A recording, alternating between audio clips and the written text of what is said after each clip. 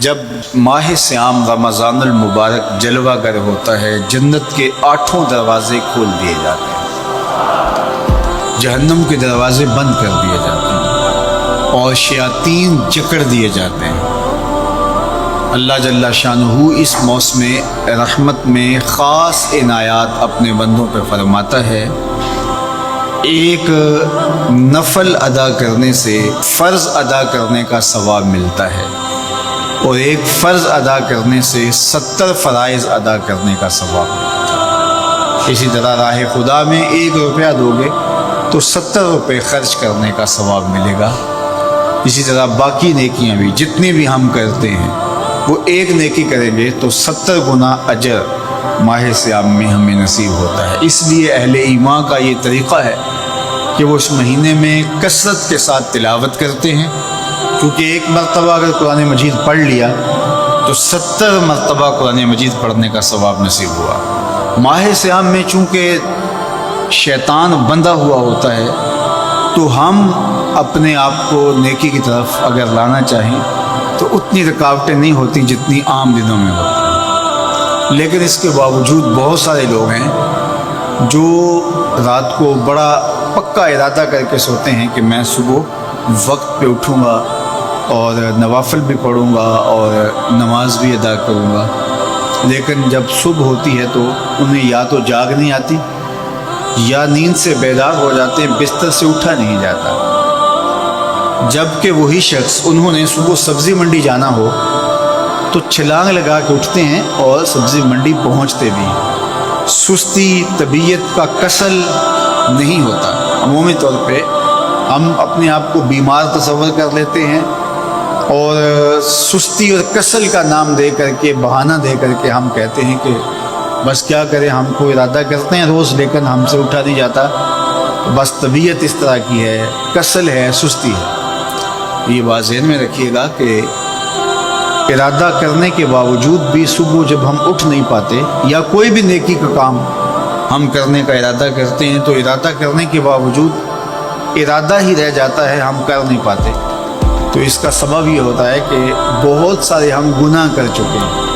اور ان گناہوں کی وجہ سے ہم نیکی کی توفیق نہیں پاتے۔ حضرت حسن بصری رضی اللہ تعالی عنہ نے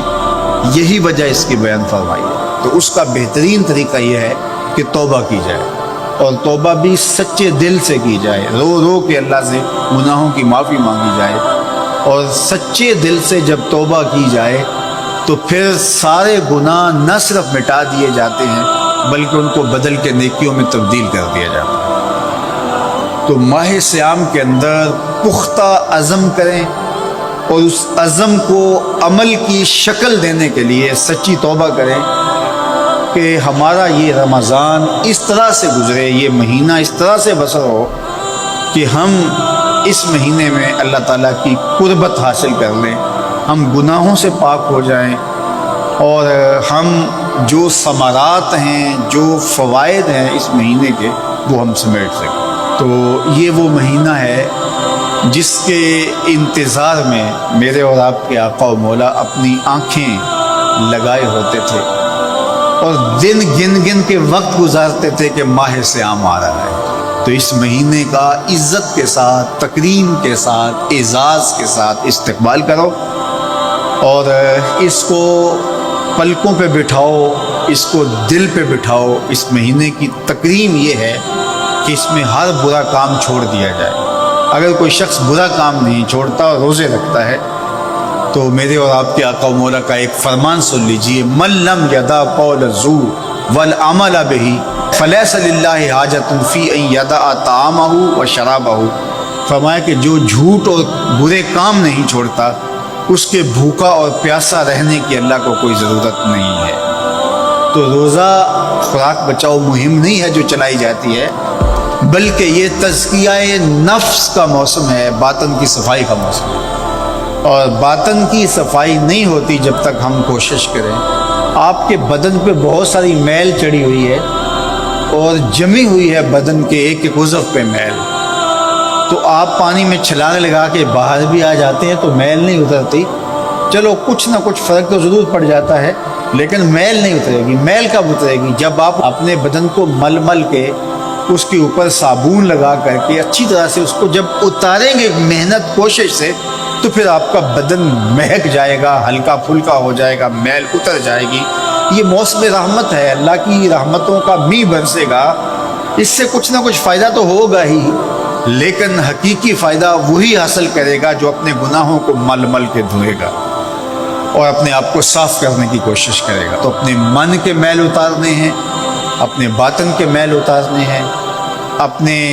اعمال کی درستگی کی کوشش کرنی ہے۔ صلاۃ التراویح مسجد میں نہیں آ سکتے تو گھروں میں پڑھ لیجئے، جس طرح بڑی عمر والے لوگوں کو، بیمار لوگوں کو کہا گیا کہ آپ گھروں میں پڑھ لیں، بچوں کو کہا گیا، لیکن چھوڑیے گا نا، یہ رمضان المبارک کا خاص عمل ہے۔ آج کل دین بیزار طبقہ مختلف جگہوں پہ بیٹھ کے مسجد پر، مدرسے پر، تراویح پر،